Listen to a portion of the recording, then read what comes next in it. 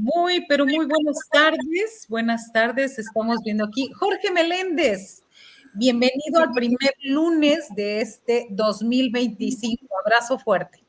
Igual para ti, para Daniela Pastrana y para los que pasaron, Julio Astillero, Jacaranda Correa y Claudia Villegas, que los estuve viendo, y para toda la tripulación Astillero, que según tú hiciste ahí una fotografía de quienes están en los primeros lugares, pues trataremos de no estar en el noveno, sino más adelante. Gracias a las dos y un abrazo y feliz 2025.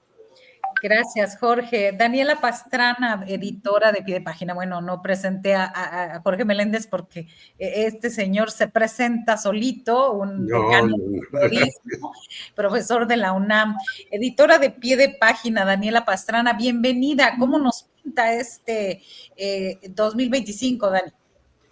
Hola, querida Marta Olivia, hola Jorge, pues empezando activísimos, ¿no? O sea, es que uno dice, no nos dejan estar tranquilos en este mundo. Uno que dice, bueno, ahora sí, mi propósito de este año nuevo es acomodar todos mis libros, organizar todos mis papeles, etcétera, etcétera.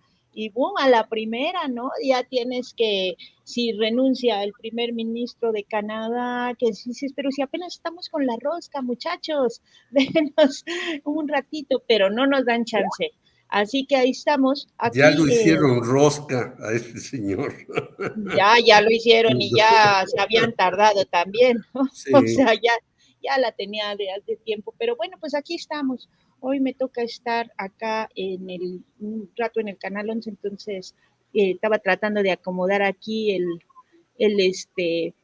la, la cámara y eso, porque creo que se veía mucha luz, pero pues no me sale. Pero bueno, ya estamos acá. Te ves bien, Dani. Vamos a esperar a Salvador Frausto, que yo creo que por ahí viene. Justamente hasta parece que, oye, parece que lo llamamos, ahí se ve casi. Desde el más allá. Desde el más allá, ¿no? O Salvador el más Frausto. acá. Pero ahí está Salvador Frausto. Buenas tardes, Salvador. Bienvenido en este primera mesa de periodistas del 2025. Un gusto arrancar el año y la semana con ustedes, Marta, Daniela, Jorge y a la audiencia.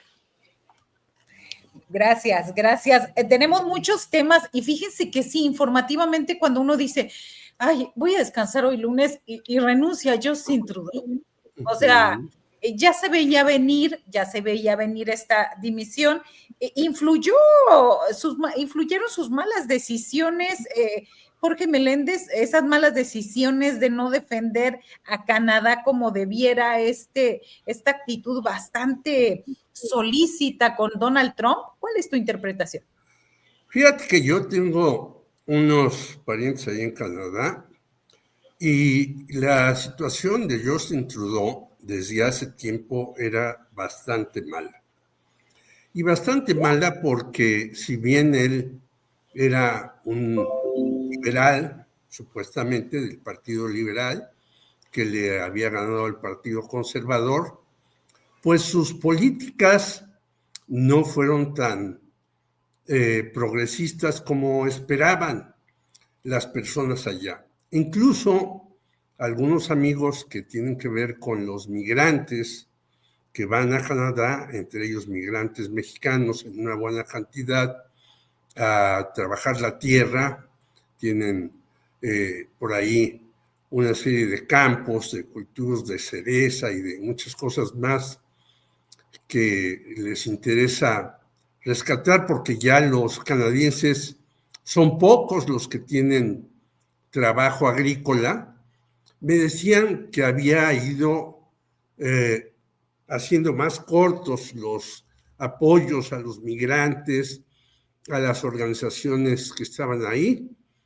Y en efecto, lo que hizo Justin Trudeau de ir a Mar-a-Lago, casi a ponerse como tapete con el señor Donald Trump, pues fue la jugada que lo llevó a su final. Hay que recordar que en diciembre renunció Chrystia Freeland, que era encargada de finanzas y viceprimer ministro o ministra allá en Canadá, y renunció justamente por toda una serie de situaciones que ha ido haciendo el señor Trudeau, porque todavía le quedan algunos días a pesar de que renunció, hasta que nombren a su relevo, pues no muy acertadas para las políticas liberales que deben hacerse en Canadá. Hay que recordar que el papá de este señor fue primer ministro y fue un primer ministro liberal, pero más audaz, más progresista, más echado para adelante que el hijo. Entonces el hijo resultó muy poco audaz o muy poco progresista, para no repetir la palabra, y por lo tanto en el propio Canadá no se le veía ya muy bien.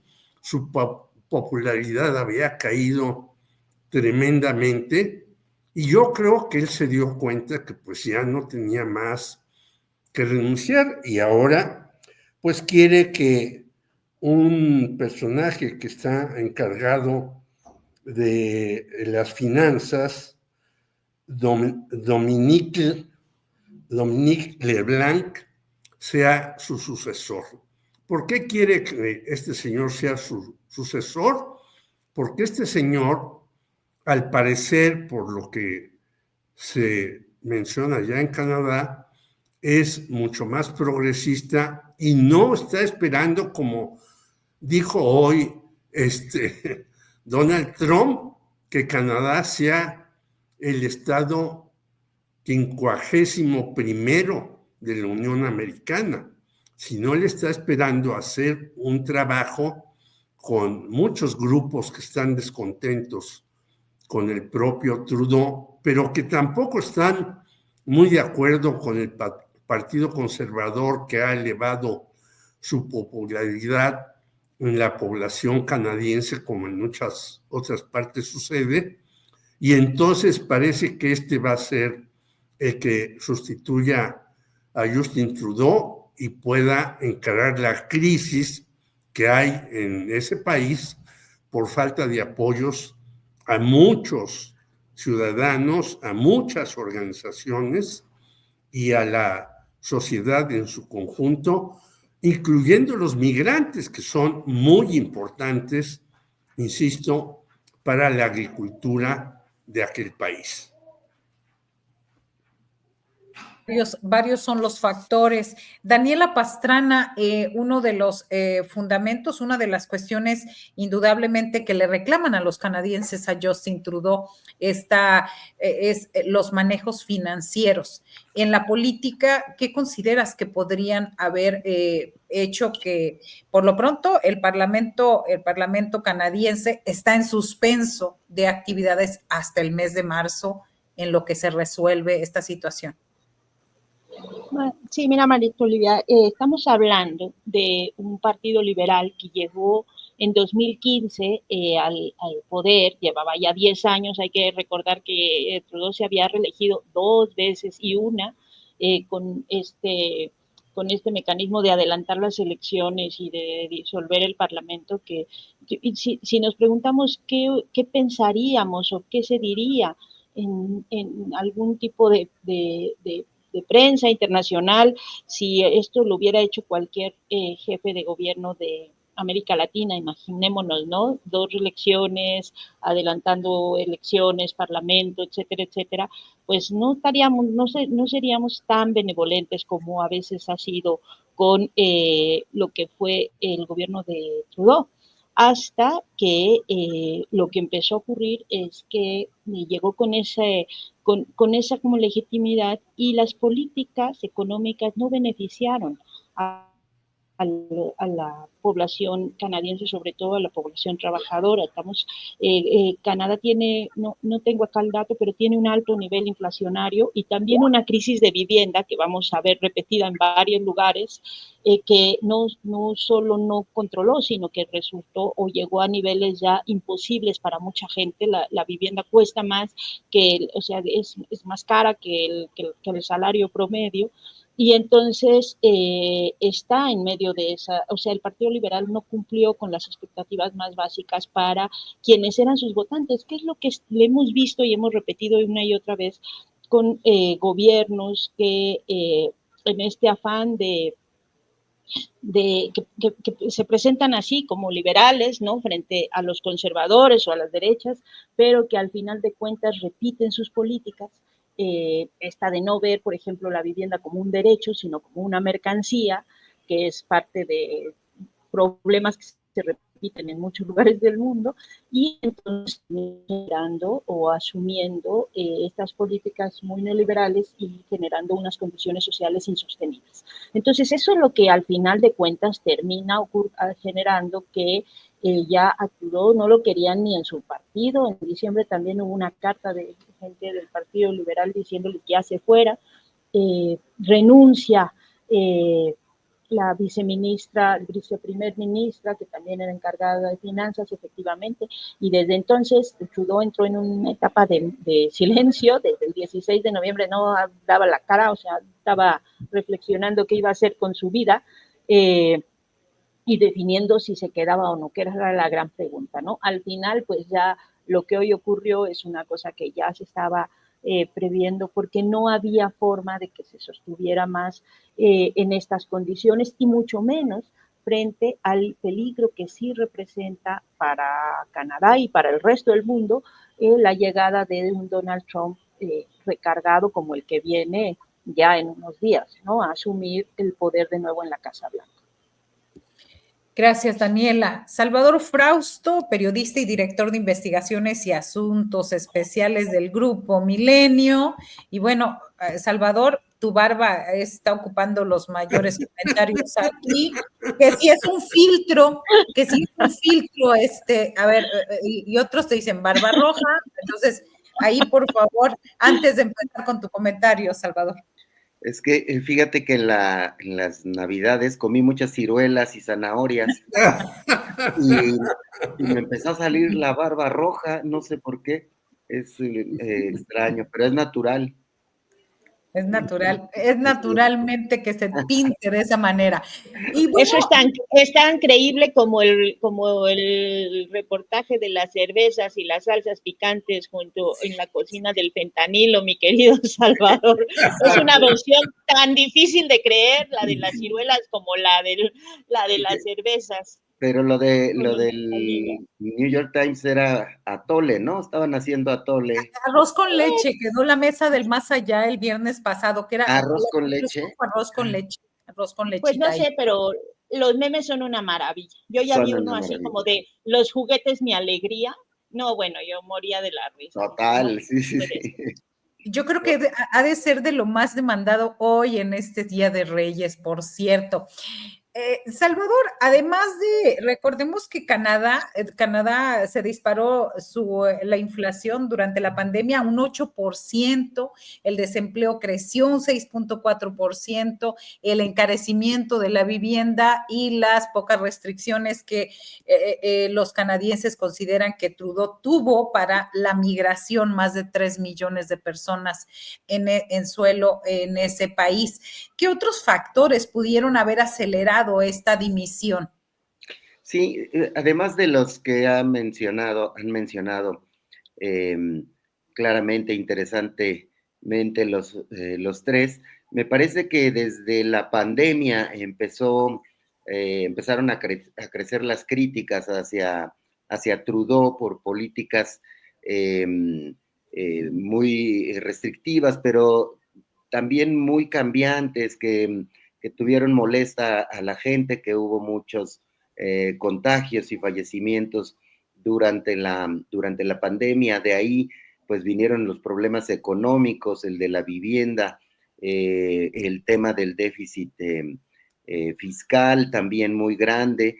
Y paralelo a esa circunstancia, el líder de la derecha, que le hemos puesto poca atención en la prensa mexicana, este señor que todavía no me acuerdo bien el nombre, se llama Pierre Poilievre, es un personaje muy popular, muy populista y además pues profundamente conservador, que ha ofrecido, por ejemplo, detener el tema de la migración. Ha dicho abiertamente que él estaría dispuesto a negociar un tratado de libre comercio solo de Estados Unidos y de Canadá. Él ha sido una de las principales voces en querer excluir a México de esa negociación.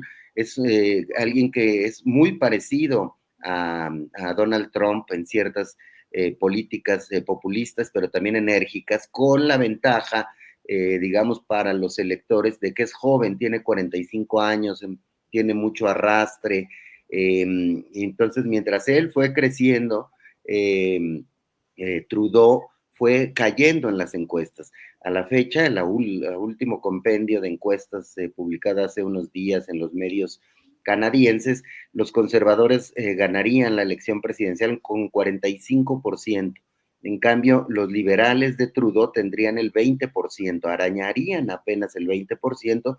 Sin embargo, por cómo se eligen a los miembros del Congreso en Canadá, el Partido Liberal quedaría en cuarto lugar. Es decir, la crisis dentro del Partido Liberal, que es la que finalmente empuja a la dimisión de Trudeau, era ya muy fuerte. Ya le habían pedido su renuncia sus correligionarios, concretamente esta ex ministra, ex viceprimer ministra, que también se hacía cargo de las finanzas. Entonces están en ese rejuego en el cual esta misma señora podría ser la candidata del Partido Liberal, y tienen que reorganizarse de aquí a las elecciones, que podrían ser en octubre, si no las adelantan.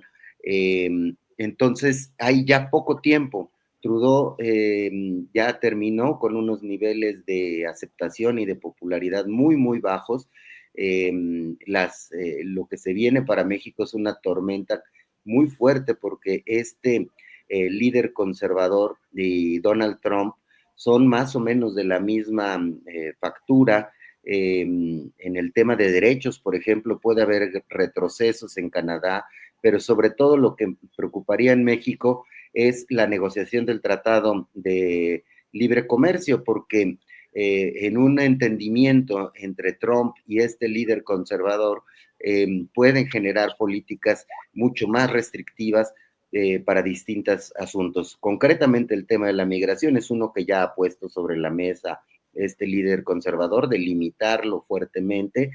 Y bueno, pues eso lo hizo crecer y nos tiene a México en una circunstancia muy complicada para la negociación del tratado y para los temas que tengan que ver con migración. Entonces, sí, habrá que hacer un trabajo muy fuerte por parte de la Cancillería mexicana, por parte del gobierno de Claudia Sheinbaum, para buscar acercamientos con estos líderes conservadores, que nos va a sentar en la mesa en condiciones y con visiones muy peligrosas para los intereses de México, Marta Olivia.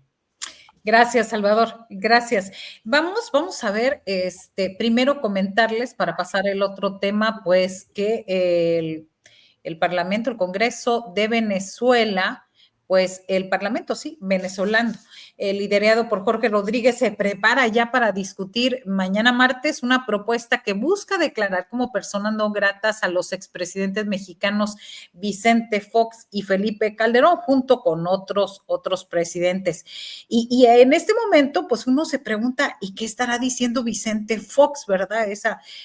¿Cuál será el tuitazo o el estado en X? Vamos a pedirle a la producción que nos ponga, pues, el tuit que ha puesto Vicente Fox, pero además es chistoso, por decirlo menos, porque lo que está haciendo es compartir una nota y le copia, yo creo que fue el community manager o no sé, explíquenmelo ustedes, copia el título de la nota donde dice, le cierran la puerta en la cara, : Venezuela pedirá declarar non gratos a Calderón y Fox, y es una nota de El Financiero, es lo que él comparte.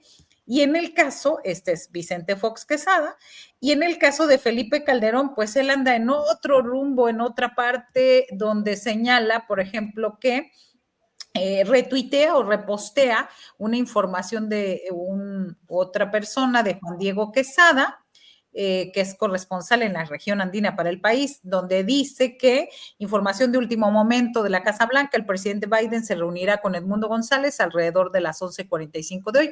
Luego de eso, Edmundo sale a los sticks a hablar con la prensa. Estos son, ahora sí que alguien me explique. Jorge Meléndez, ¿qué no han respondido acerca de esta situación y qué habrá motivado a Venezuela a esto? Bueno, a Venezuela le motiva no solamente el caso de estos dos personajes que han estado atacándolo todo el tiempo, sino también declaró personas no gratas a Jorge Quiroga de Bolivia, expresidente, a Mireya Moscoso de Panamá, a Mario Benítez de Paraguay y a otros más.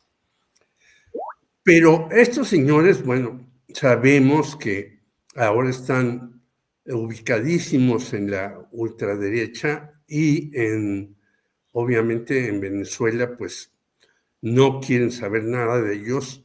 Y fíjate que esto ocurre cuando el señor Biden se va a reunir con Edmundo González, que en un principio decía que iría a tomar posesión, porque él era el que había ganado, a Venezuela.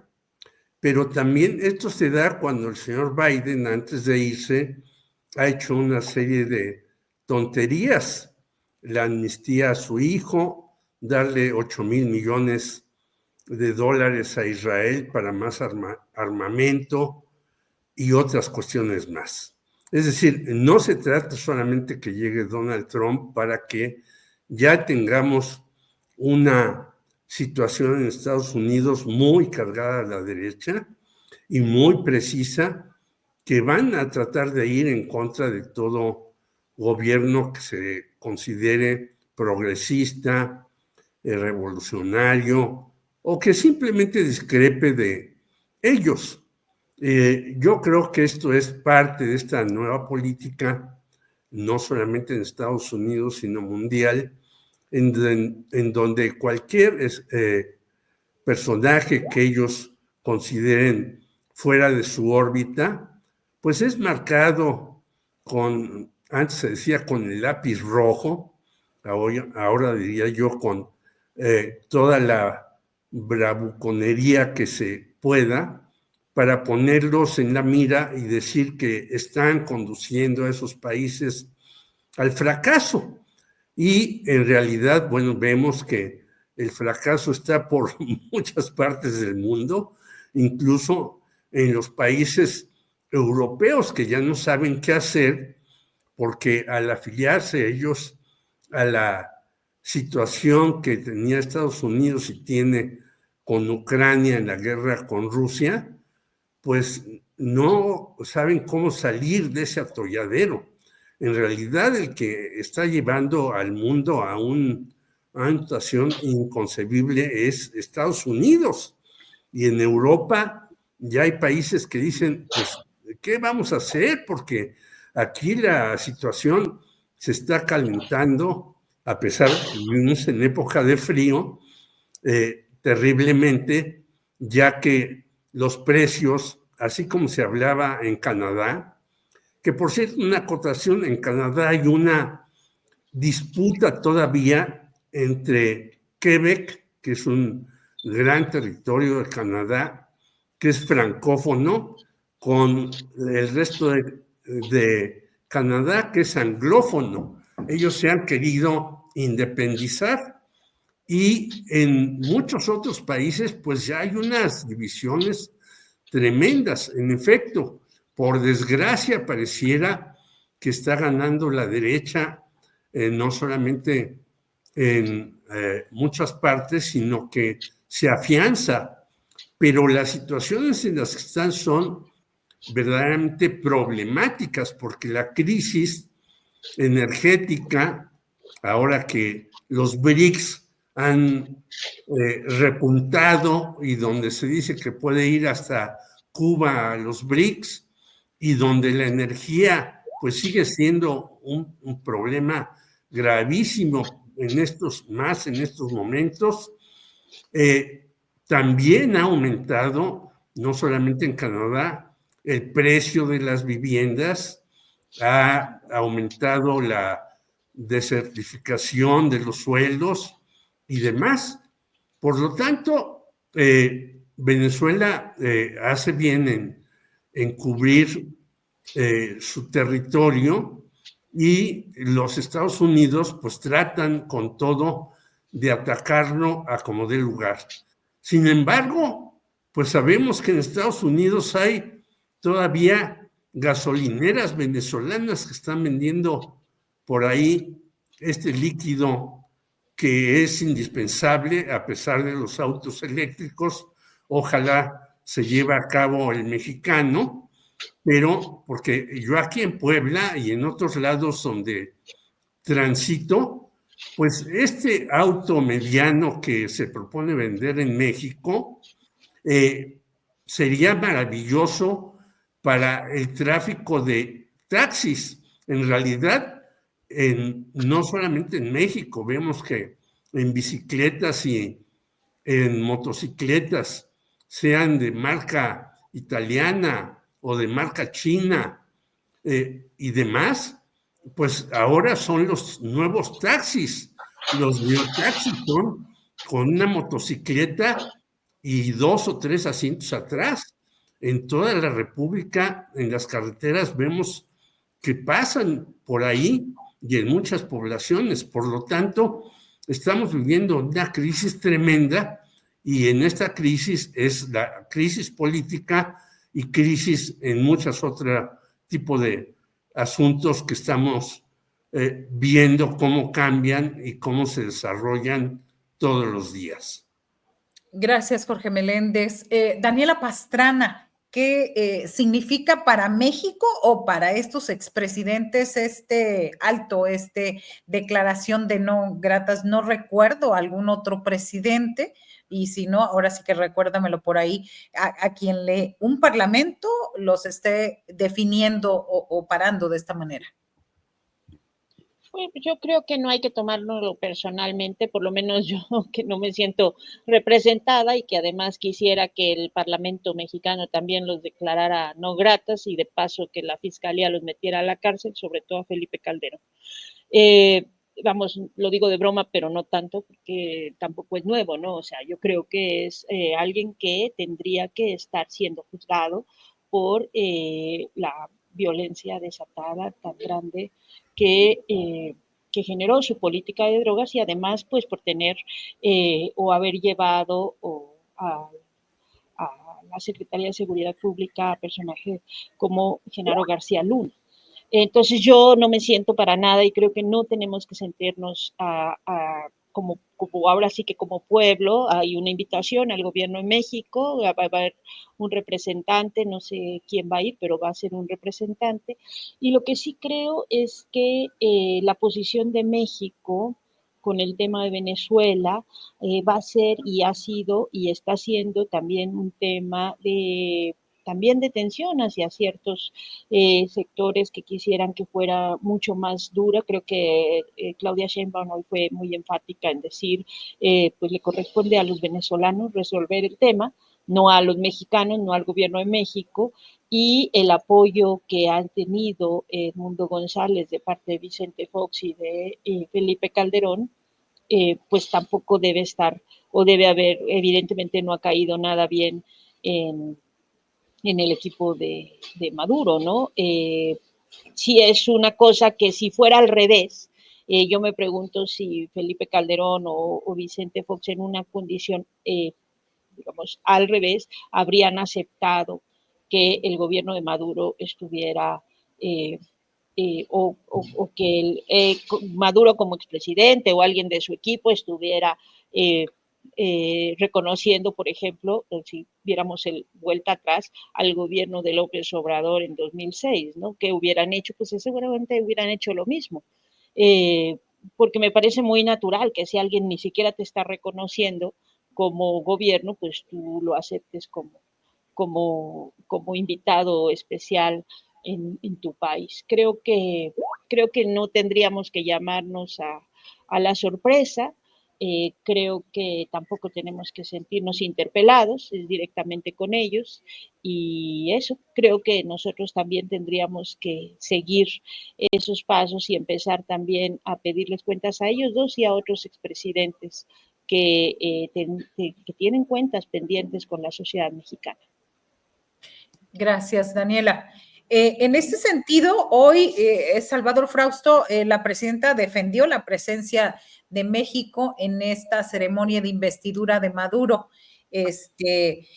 Y esto representaría, ya lo ha dicho Daniela, representaría alguna situación o cómo se podría ver, porque es una intención del Parlamento de allá venezolano, que en un presidente donde todavía hay muchas dudas, todavía hay muchos resquicios y muchas situaciones ahí por clarificarse. ¿Qué significa esto en la diplomacia o simplemente pasará a ser un chascarrillo más en contra de Fox y Vicente Fox y Felipe Calderón?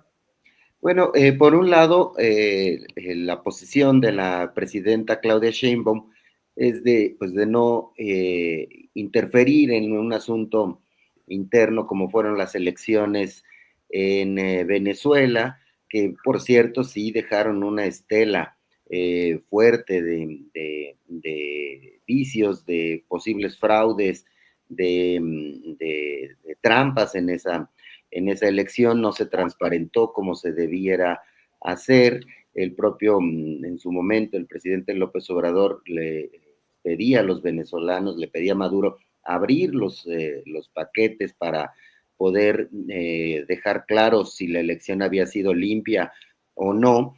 Sin embargo, la política de no intervención me parece, como la está expresando la presidenta Claudia Sheinbaum, me parece como una posición intermedia, es decir, ok, va a mandar un representante, no va a ir ella, vamos a ver de qué nivel es el representante que manda a Venezuela. En política y en política internacional, pues siempre la forma es fondo. Habrá que ver cuál es el mensaje que manda Claudia Sheinbaum con eso. Pero por otra parte, el asunto de Felipe Calderón y Vicente Fox es que son las cabezas visibles para el gobierno venezolano de un movimiento de derecha internacional, pero en el caso mexicano, desde días pasados han estado muy bravas algunas posiciones. Por ejemplo, Lili Téllez o Mariana Gómez del Campo han estado diciendo que el gobierno mexicano debería de repudiar y no aceptar que Maduro tome posesión como presidente para otro periodo, y han anunciado que van a viajar el 10 de enero, si mal no recuerdo, que es la toma de posesión. Se moverían hacia Venezuela con la intención de generar protestas, tratar de entrar por Colombia o tratar de entrar por otro país para poder protestar. En esa misma movida de la derecha mexicana estaban o están Vicente Fox y Felipe Calderón. De ahí el posicionamiento, es decir, es un grupo de derecha que se opone a que tome posesión el presidente venezolano, genera esta censura, pero hay una posición muy fuerte también de la derecha de otros países, de Perú, de Colombia, etcétera, que están fijando una serie de movilizaciones políticas para oponerse a esa toma de posesión. Incluso, pues, la reunión del líder opositor con Donald Trump es otro signo de alineamiento de las derechas en contra del gobierno de Maduro. Entonces, la posición de México de sí mandar un representante, pero a la vez que sea un representante y no la propia presidenta la que vaya, como si fue a otros, en otros momentos a apoyar a otros líderes de otros países, como a Lula da Silva, de reunirse allá con él, etcétera. Entonces, me parece que ahí es un alineamiento de las izquierdas y de las derechas latinoamericanas o americanas, porque está interviniendo también el propio Donald Trump, es lo que estamos viendo ahorita sobre el tablero. Y nada más para redondear la idea de lo de Canadá, a mí me parece que esa alianza de Canadá y de Estados Unidos es muy peligrosa para México, y la vimos en esa publicación del New York Times, que huele a la DEA, pero a kilómetros de distancia, todo el tema de cómo se ha inflado el tema del Tren de Aragua, es decir, la misma DEA es la que ha acercado esa información a la prensa de la región. Entonces, vemos ahí un intervencionismo, porque son el tipo de cosas que van construyendo la narrativa de una intervención o de la necesidad de una intervención hacia México. Y con dos líderes en Norteamérica, conservadores, con posiciones parecidas, hacen una jugada muy peligrosa sobre la percepción de cómo se debe de combatir al narcotráfico en México, y de si deben los estadounidenses intervenir o no. Ya el fin de semana Pedro Miguel hacía un artículo muy interesante en La Jornada diciendo cómo este tipo de narrativas se han sembrado previas a guerras como la de Afganistán, Corea, etcétera, ¿no? Es decir, o intervenciones como la de Chile, la estadounidense en Chile, etcétera. Entonces, habrá que estar precavidos sobre esas narrativas que vienen directamente desde los Estados Unidos. Así es, Salvador, gracias. Y justo tenemos fechas importantes, de que no lo tenemos como tema, pero fechas importantes. El 10 de enero, la asunción de Maduro. El 10 de enero, Ernesto Zedillo, por cierto, regresa a México, donde va a presentarse en un foro del ITAM para hablar sobre perspectivas económicas. El 20 de enero, pues es la toma de posesión de Donald Trump. Y bueno, todo esto tenemos en estos días, en este enero que se supone que debería caminar despacio, ¿verdad? Pero que va bastante acelerado, Jorge Meléndez. Y en ese sentido, hay un tema, hablando, pues eso de política, pero también hablando del tema de seguridad. Nuestro colega periodista Ricardo Ravelo, pues desató toda una ola informativa a raíz de la supuesta muerte de líder del cártel Jalisco Nueva Generación.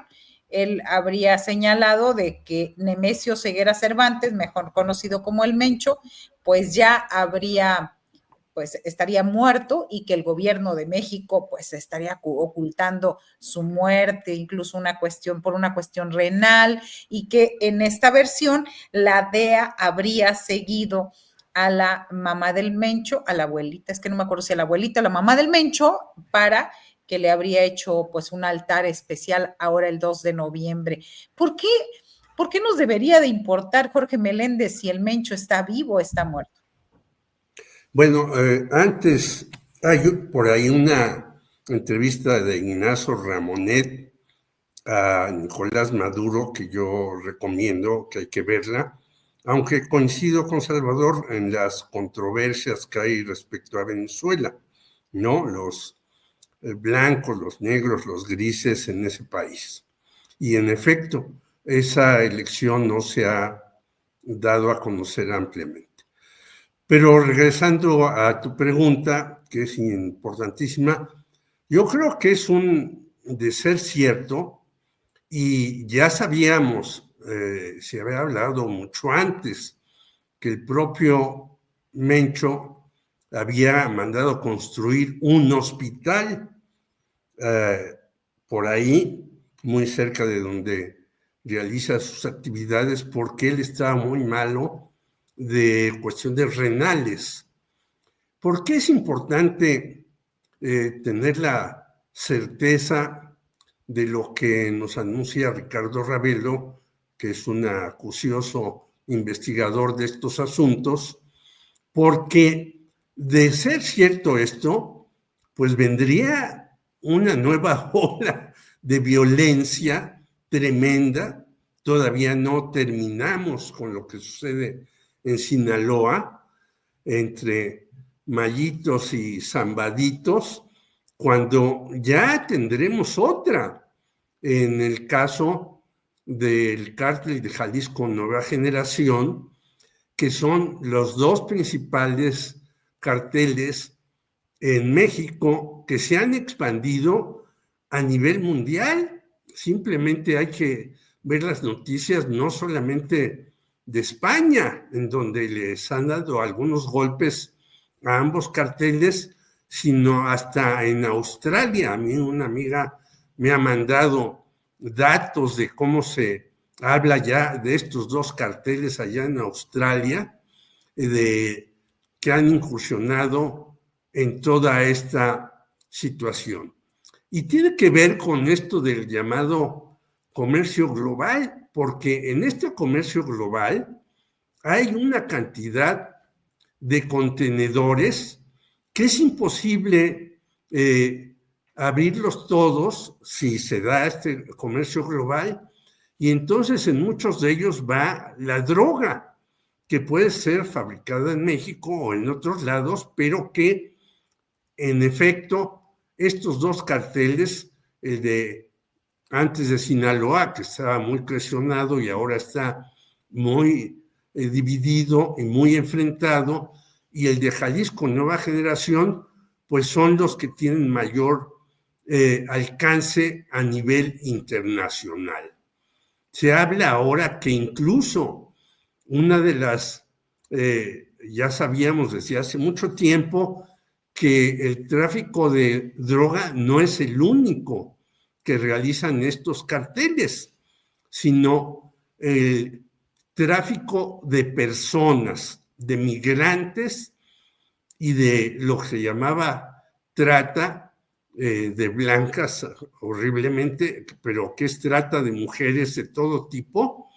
Y vemos cómo esta trata de mujeres está en todas partes, hasta en los países que uno no se esperaría, ahí andan este tipo de cuestiones. Hay por ahí un libro que yo he recomendado y les daba a mis alumnos de la Facultad de Ciencias Políticas y Sociales, que se llama Economía Canalla, de Loretta Napoleoni, donde se tratan este tipo de asuntos, no solamente el tráfico de sustancias enervantes, sino de todo tipo, ¿no? Y entonces vemos que en este desarrollo de la economía, en lugar de ser un desarrollo de la economía para bien de la humanidad, es un desarrollo de la economía para la explotación y la depredación de todo lo que se le ponga enfrente. Y en este tráfico siguen, por ejemplo, habiendo una mayor polarización en todos los países entre ricos y pobres. Y vemos cómo este señor Elon Musk, que ahora está ligado a Donald Trump hasta en las cosas nimias, pues ha crecido su fortuna en unos cuantos años hasta 345,000 millones de dólares. Y entonces vemos que este tipo de personajes, en lugar de hacer una economía para el beneficio mundial, hacen una economía para unos cuantos y para el desarrollo de muchas cuestiones que llevan a la depredación y a lo que Fernando César hace muchos años llamaba el ecocidio, que parecía una palabra hasta extraña para nosotros, y ahora la llamamos como la depredación de la naturaleza a nivel mundial. Por lo tanto, por eso tiene importancia, saber qué ocurrió con este personaje, el Mencho o Nemesio Oseguera. Gracias, Jorge Meléndez. Daniela Pastrana, ¿qué debería de hacer la autoridad o la Fiscalía General de la República o el Gobierno de México? ¿Informar, no informar es de alta seguridad o por qué no referirse al Mencho en estos momentos? Yo entiendo que sí, ya aclararon que no se ha muerto, ¿no? Por ahí vi algunas notas que decían que se desmentía, ¿no? O sea, que se estaba, no sé si lo hizo la fiscalía, pero sí lo vi en esto de Infodemia, ¿no? Que es el sistema de fact-checking del sistema público de radiodifusión, que decían que no hay ningún silencio al respecto, que no se ha callado y que pues, no hay información confirmada de que se haya muerto. Creo que es importante, fíjate, apenas hace una semana, ¿no? Estábamos hablando de aquí mismo, de lo de que había repartido regalos en la alcaldía, en Cualcomán, ¿no? En Michoacán, donde le habían dado las gracias por estar repartiendo regalos a este líder del cártel de Jalisco Nueva Generación. Y bueno, pues ahora teníamos esta otra información. A mí me parece que hay que tener mucho cuidado y creo que el gran aprendizaje de 2024 es que hay que tener mucho cuidado cuando las fuentes de información es la DEA, porque pues ya lleva un año, ¿no?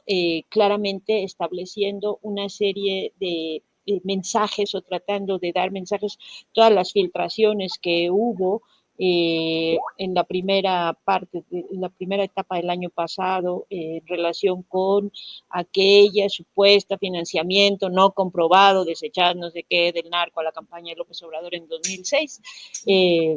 Todas las filtraciones que ha tenido Anabel Hernández, bueno, hay una serie de componentes de todo el año pasado y hasta ahora que cuando nos dicen la fuente es la DEA, yo creo que sí hay que poner ya no focos amarillos ni naranjas, sino claramente rojos, porque pues ya se ve como toda una intención también de estar tergiversando. Ahora, el gobierno se lo tiene que tomar en serio, sí creo que tendría que haber una aclaración de las autoridades un poco más formal, porque, pues por todo lo que ya dijo Jorge, ¿no? De lo que implicaría, digo, ya tenemos 2 meses en Sinaloa de una guerra intestina por los distintos grupos del cártel de Sinaloa y una situación de violencia muy brutal, justo por la detención del Mayo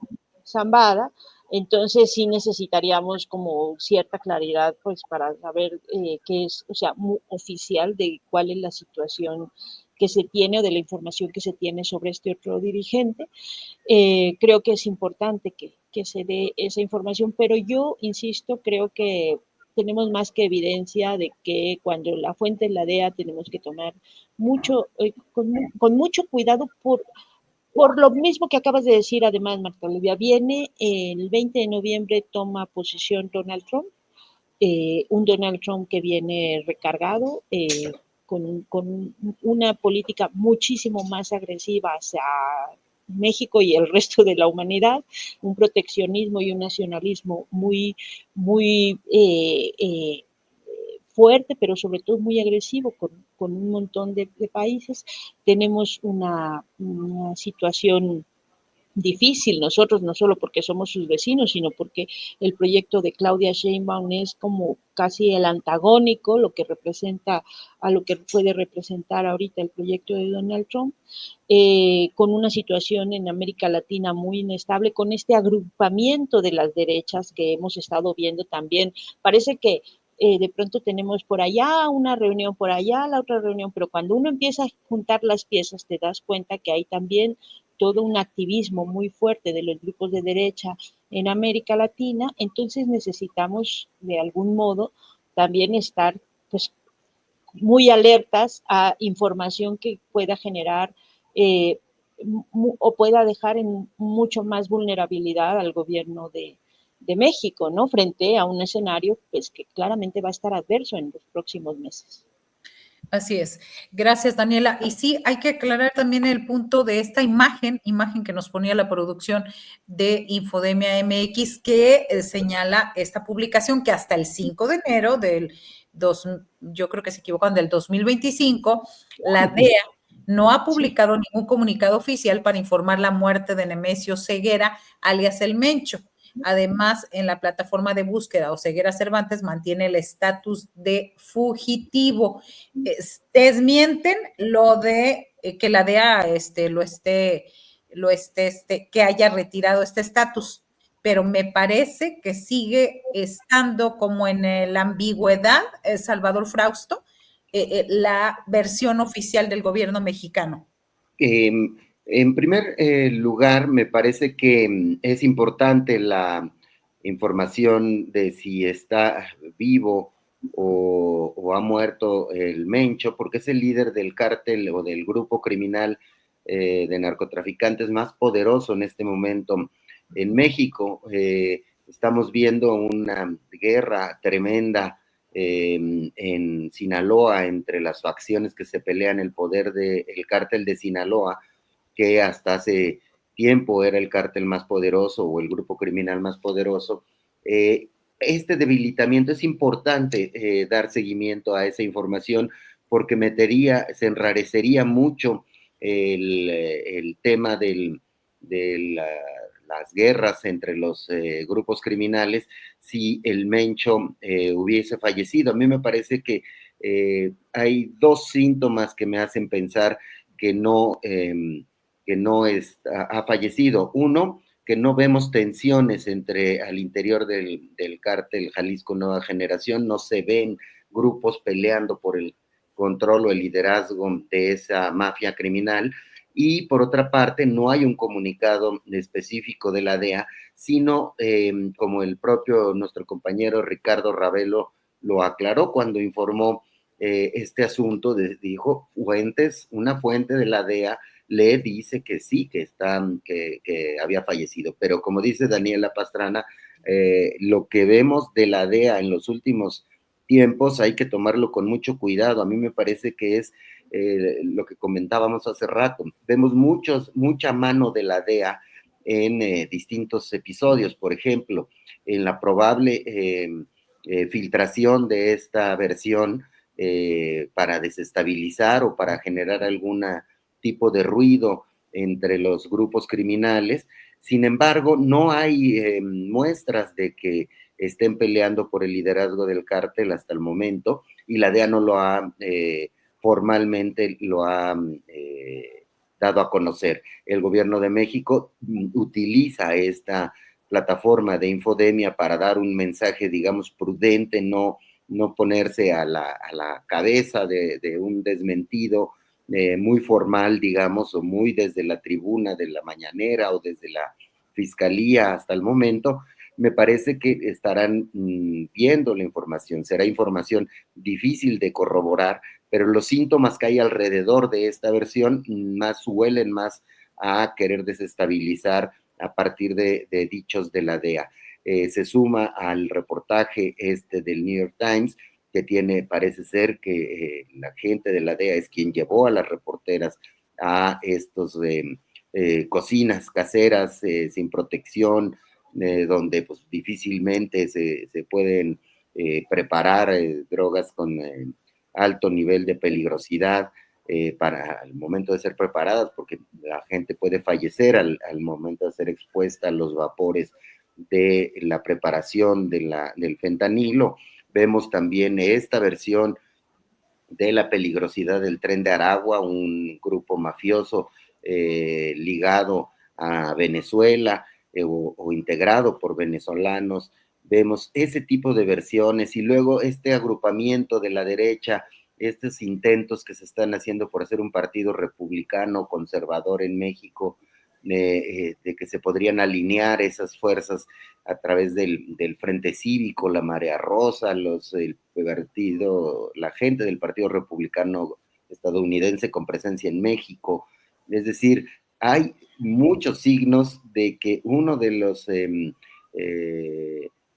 que los Estados Unidos están tratando de intervenir, y concretamente la DEA está siendo uno de los enemigos más importantes del gobierno mexicano, y vamos a ver si eso se alinea con el gobierno trumpista en cuanto entre al poder, pero los signos que ha dado el mismo Trump es que se va a alinear a esas narrativas de que se necesita mano dura contra los cárteles en México, intervenciones, etcétera. Entonces, habrá que manejarlo con mucha diplomacia por parte del gobierno mexicano.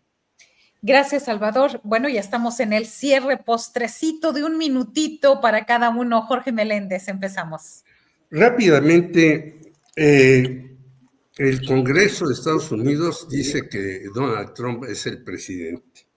Exactamente 2 o 3 días después que el señor Donald Trump pierde un juicio ante Jean Carroll por abuso sexual y demás, y ante una señora Stormy Daniels, creo que se dedicaba a la prostitución y demás. Es decir, tenemos a un presidente consolidado en el gobierno que es un delincuente, dicho por las propias autoridades universitarias. Yo no voy a entrar a lo de Nueva Orleans y al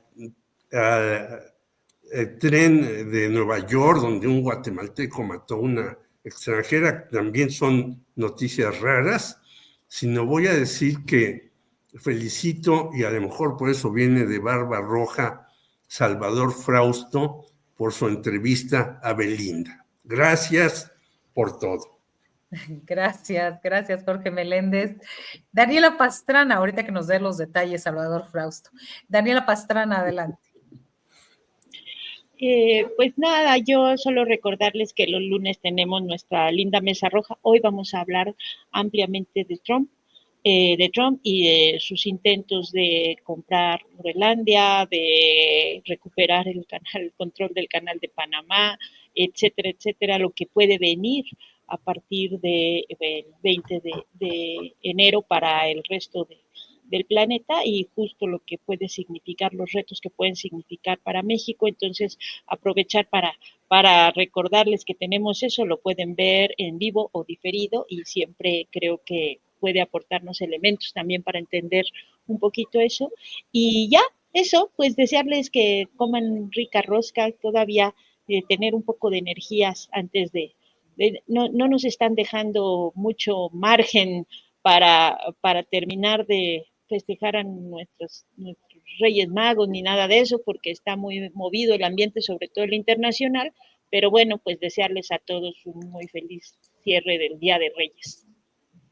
Gracias, Daniela Pastrana. Y bueno, a ver, Salvador Frausto, aquí dice Rafa Gómez que Belinda te sonrojó. Cuéntanoslo todo en 1 minuto. Sí, fue muy divertida la entrevista con Belinda, me contó sus próximos discos, sus próximas colaboraciones, cómo viene más belicosa con corridos tumbados, y sí, me llegó a sonrojar durante la entrevista, lo cuento en la narración que hice de la entrevista, porque además se dio de manera muy extraña, en el sentido de que se me ocurrió pedir la entrevista y de pronto ella me llama directo al celular y dice, sí, ¿cuándo quieres que te dé la entrevista? Pues, mañana puedo. Y entonces fue una conversación muy, muy agradable, y en Dominga, que es una revista digital en la que saltamos de la cultura pop al espectáculo, a la política, a la migración, a la corrupción, etcétera, todo bajo el código de periodismo narrativo, pues así se armó esa entrevista y fue muy, muy agradable. Y por eso quedaste con la barba roja. Quedé sonrojado y por eso... Eso sí es más creíble, ya ves. Además de las cerezas y de que de tus rábanos y fresas. Se juntó todo eso, Daniela. Tú lo traes azul, yo creo que porque comiste moras azul. Por eso lo saqué al final para Bueno, pues gracias por estar a todos. Aquí, que se saquen el niñito Dios en la rosca y sobre todo que les toquen los tamales el 2 de febrero. Ya nos contarán en el próximo lunes. Bueno, buena semana, buen año para todos. Abrazo, Jorge, Dani, Salvador. Abrazo.